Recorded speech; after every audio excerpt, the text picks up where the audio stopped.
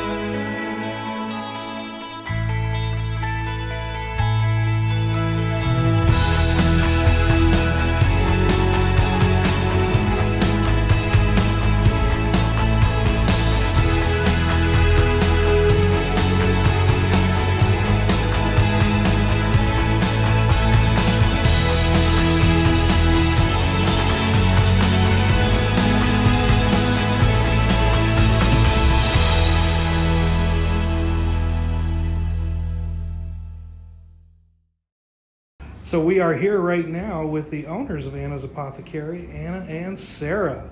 So thank you guys so much for meeting with us today, and just kind of wanted to talk a little bit about your guys' history. You have been in business since 2012, is that right? That's correct. Okay, what kind of got you started into this? Well, I think it kind of started with me a little bit where I was getting my bachelor's degree in anthropology up at Metro State, and at the time Sara was a professional gardener, and I worked for her kind of off and on while I was getting my degree, and I've been kind of taking some holistic health courses and that kind of stuff in school, and being really interested in herbalism. And so when we were in one of Sara's clients' gardens one day, we just had this crazy download where it was just like, hey, why don't we take your knowledge of permaculture and growing and tie it in with my knowledge of herbs and holistic health, and let's try and start a business together. That is great. What would you say? We brainstormed for like 5 hours? Yeah, literally what we talked about, it was like it came from the heavens down into us. And at that point I had been gardening for 17 years professionally from the time I was a very young adult, and actually Anna had been with me on and off for most of that time. Yeah. Now, is that when you guys were living up in Florissant? No, we moved from Florissant down here in the 90s. Okay. So, once we kind of hit adulthood, we came to the big city. So, so yeah, it was just, I always say that it came through us, basically, the idea to start this shop. And though there's been a lot of work in it, it has also happened very effortlessly in a lot of ways, which has been, shown us that we're really on the right track. And it's meant to be. Yes, and it's been very divinely led. So. Awesome. Well, and it only took us, 2 months before we were at our first farmer's market with our first 6 products. Wow. And we were like, okay, well, let's just try and launch this and see what happens. And boy, people were so excited to have us there. So we were just thrilled. We kind of came out on this ground level. As you see, herbalism has really experienced a renaissance in the last several years, and we kind of came in right as it was kind of gaining some popularity. It wasn't quite there yet. So it really allowed us to kind of open up and be in the area when there wasn't a ton of people doing the same thing that we were doing. Yeah. This is a great area. So, I mean, Yes, it is. you see the culture that's just kind of changing a little bit now from Western medicine to kind of a little bit more environmentally friendly. What do you think's kind of helped out as far as people being a little bit more open to that than they used to be? Well, pharmaceuticals have, side effects. I call them direct effects. I think people are sick of being sick. And with this renaissance of herbalism, people are realizing that there is a much safer way to go about maintaining health and wellness, and with little to no side effects for the most part. And it's affordable and it's accessible, versus some of these pharmaceuticals that run hundreds of dollars and run people into the ground and they feel awful. Particularly in this year of pandemic as well, we're experiencing a real boom despite it, because I think a lot of people are really looking for ways to truly maintain their health. We are living in a time where illness and disease is on the rise, and there is a desire to, hopefully, I believe, try to curb that and to improve health in a very systemic way versus just symptomatic. Yes. Very much. It's a whole system of care, you know, where Very it's like, true. hey, from our head to our toe, What we eat. what do we do to balance this out? You know, where pharmaceuticals are like, oh, okay, your heart hurts. Let's give you something for your heart. Something's wrong with your liver. Let's give you something for your liver. Instead of being like, hey, where's the breakdown going on here? How can we make this body? And we don't like to call it a machine. We like to call it a garden that needs to be tended. That's how That's I a like to great refer way to of the looking at to the it. body. You know, just something that takes maintenance that you have Yeah. to take care of in general in life. You know, so that's just kind of the difference in what we do Absolutely. versus pharmaceuticals. Absolutely. Well, you were mentioning before that you've actually kind of experienced a little bit of a boom since all of this COVID going on. You guys have been here since 2012, and it seems like every time we come in here, it's getting, gosh, bigger and bigger and more crowded, and not as much room for stuff as there used to be. You guys are really taking off. How's the community reacted to you guys since you've been here? Super supportive. Very warm. Yeah. Yeah. It's you know, Manitou has changed a lot in the last I would say 10 years or so. With the last major Yeah. flood Mhm. happening in 2013, it ran a bunch of the shops out of here and then brought a bunch of new people in, you know. So I like to think that we're kind of part of the newer Manitou. The revival. The revival of Manitou, even though we grew up in the area, and, you know, I've been here for some time, but it's nice to be in this kind of time of Manitou's growth right now with tourism and just kind of becoming a place where people are really seeking out a little bit more. Absolutely. I think there's also a real presence to the shop that's very appealing to people as well. It is the best smelling shop in the world. It Just smells FYI, good. I wish I had smell-o-vision on this. Yeah, and the building itself is really interesting too. So it's about 140 years old, and it was once a part of St. Andrew's Church right across the street here. So I'm a little confused on the specific history. It was either the original St. Andrew's Church or it was the reading room to St. Andrew's Church. But this is all original stained glass, all the original hardwood floors. Some original furniture that Yeah. was left behind. Yeah. So it's, you know, to have that space on that level too is really special, I think. So That's awesome. Interesting question. What's your favorite product to actually make? I know it's a boy. broad product, but is there one that you always go, ooh, I'm excited to make that one? Oh God, I fell out of excitement in production some time ago. But I think the one When it stopped becoming fun and started becoming a business. Exactly, but it was started becoming a lot more prominent and larger to do. But I guess for me, I always really enjoyed. I like making the teas because you really get to work with the raw herbs so much that way, and it just really allows for you to kind of get the vibrations and the energies from the herbs that way. And so I've always really enjoyed that. And the tincture making is a lot of fun too.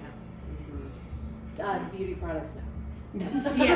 There's so much salve. Well, Anything. they're messy. It's Yeah.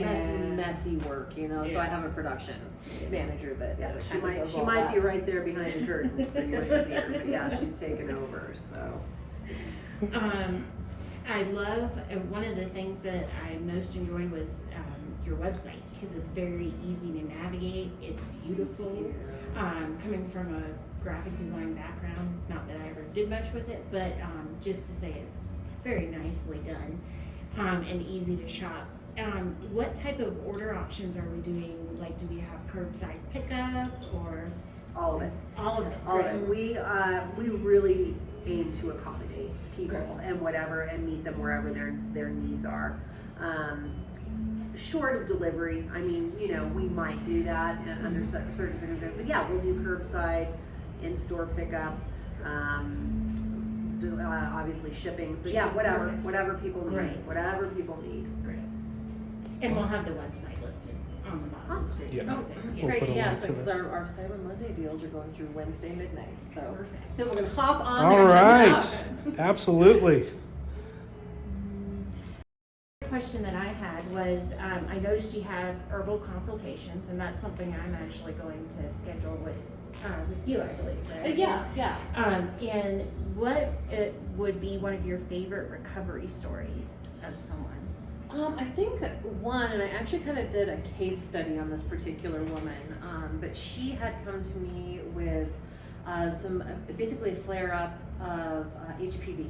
And I don't know how, if people kind of know the schematics behind the HPV, but it is viral, so it can kind of flare up almost like a herpes outbreak, sort of a thing. So she was having a horrible flare-up. The doctor said she had a really bad case of it. So I was like, hey, let's experiment with some regimens. Let's put some things together and just see if we can try and balance you back out and make you feel better. And I really, with this particular one, I really documented everything as I went because of the case study I was trying to do on it, which didn't really become very official. But what was it? Probably about 6 weeks after being on the regimen, she went back to the doctor to kind of see where things were, and came back and told me that she was completely free and clear of HPV. That it had completely gone out of her body. And which, HPV oftentimes clears up on its own. That's not an unusual thing, but I think what we were doing for her at that time really helped to kind of get her into a place where we were able to get her healthy enough. Exactly. She basically kind of helped her body to work with its natural process to flush it out. And possibly prevent future ones. Exactly. Well, and viral overload is something that a lot of people, I would say most people, are probably dealing with. Viruses in the body that are just dormant and there. And so again, in this time of pandemic, that's something to really keep in mind, in ways to support the body, and using antiviral herbs can really, be preventative. Yeah. I would imagine you guys have gotten about a zillion questions about COVID and what people can take for that at this point. We actually don't have a ton of people asking for Really? anything real specific for it. We want to be real careful personally with how we recommend for this kind of stuff, because the FDA is kind of out for blood right now. Oh my gosh, in the yes. community, and if anybody makes any kind of claim or they're going to come after you. So we're real cautious with it, but we just tell people, look, it's keeping the immune system boosted, maybe taking some antiviral herbs. And the idea of the antiviral herb is it makes your body an inhospitable place for viruses to take hold, not something that you can take once you have a virus necessarily. Right. It's an ongoing preventative step, it's more as of a opposed to preventative type of a thing. We tend to subscribe more to terrain theory than germ theory, to where, again, making the whole body inhospitable to any number of viruses, bacteria, diseases, etc. And I'm sorry, it's called terrain theory? Terrain. T-O-U-R? A terrain, like T-E-R-R. Oh, gotcha. I'm just curious. I want to look that up. Well, and I do kind of the more clinical herbal consultations, but Sara, coming up, is going to be doing a lot more with nutrition and cancer care consultations. So that's kind of coming down the pipe here in the next year. The next couple of months. Realistically, Going to be. I was going to say, the nutritional side, I can probably benefit from that pretty well. And it's more, I'll be getting my cancer coaching certification. So really That is dealing awesome. specifically with cancers. Oh. And helping people to look at more holistic ways, because again, we are in crisis. We are looking at almost a solid half of the population estimated to have a cancer in their lifetime. Yes. And we have got to be able to start to look outside of the box at other ways to heal. And there are other ways. Look at what our ancestors did. Yeah. Yes. Well, and this And one what right we here used. is living proof of it. Yeah. She has healed herself from cancer completely holistically. Wow. That's great. Yeah. Now, we can edit that out if you want, but did you want to maybe go into detail about kind of what were some of the things that you went through and kind of what you did to Well, and help just with the Celia caveat of knowing this is nothing that we're gonna. This is not Recommend. medical Yeah, advice. this is Right. not No, this medical is just advice. your We're not personal recommending journey. this Yes. over other therapies. This Yes. is just what she did. Yeah, this Yes, was very what true. I chose to do. So I was diagnosed with stage 2 breast cancer about 18 months ago, and was basically prescribed 5 months of chemotherapy, mastectomy, and radiation. And every fiber in my being was just urging me to take another route from this. So for the first 6 months, I basically fasted. Not entirely, but I was consuming about 64 ounces of fresh juice every day. doing various detoxification protocols through infrared sauna, coffee enemas, and just a myriad of supplements, homeopathy. I did opt for surgery about 6 months later, and I have since then, so I'm almost exactly a year out, I've been NED is what it's called, so no evidence of disease since then. It did take me a little while to integrate the herbs into it because I put in probably about 600 to 700 hours of actually like boots on the ground research, trying to figure out how to heal myself and researching people who had healed themselves using various methods. And so really it's only been in the last like 6 months or so that I've been really heavily using a lot of herbs daily. It's a huge amount of work because I have to juicing, constantly, like at the grocery store, shopping, juicing, you know, chopping, and I mean it's hours and hours of work. So I actually just came back to work after over a year off in October. So I had that space to heal myself. Oh, that's great.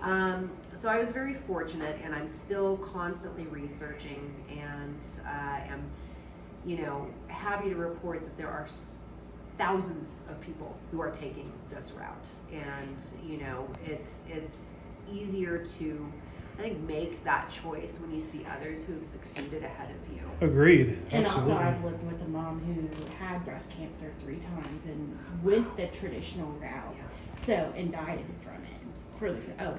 Thank you. Yeah. But so just seeing that there's another option, and other than that suffering, is great. Yeah, and again, it's not that we're we're saying, you know, that medication is bad or anything like that. Don't go that route.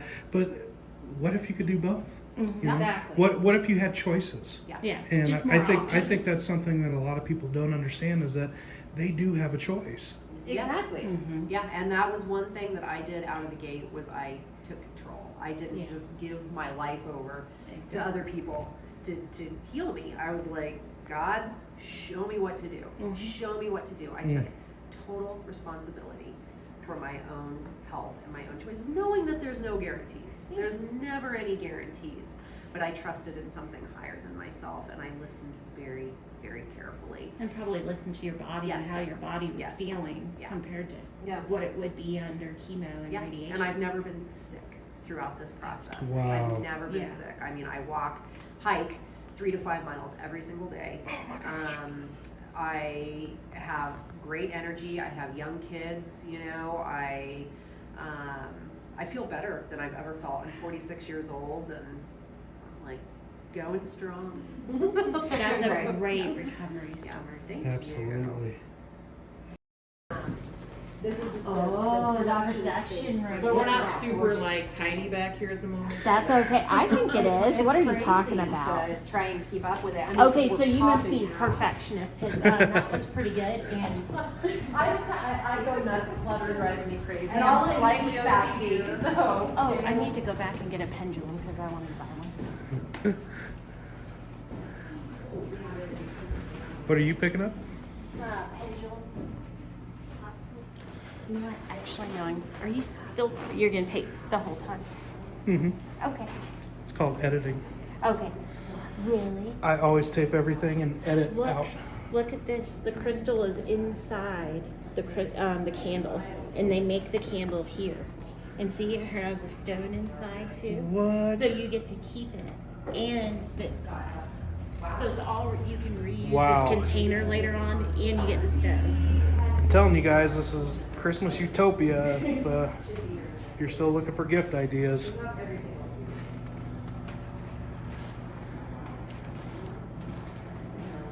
And I mean, look at this wall. What do they have? More like, what don't they have?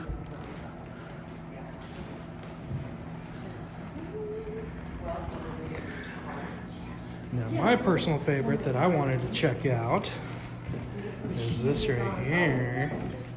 It's an herbal hot chocolate.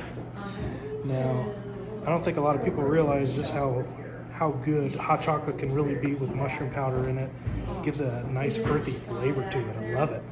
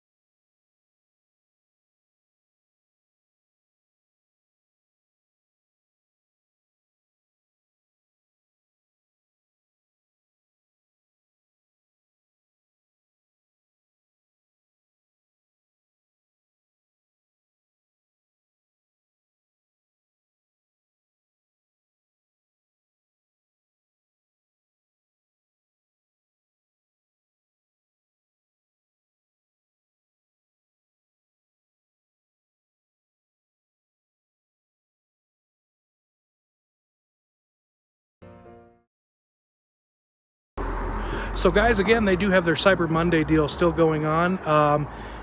If you happen to watch this after that, give them a shout out anyway. Check them out online at annasapothecary.com. We want to thank Sara and her sister Anna. Thank you so much for letting us stop by today. Until next time, this is Jeremy at Fleetwood Patch. Take care, guys.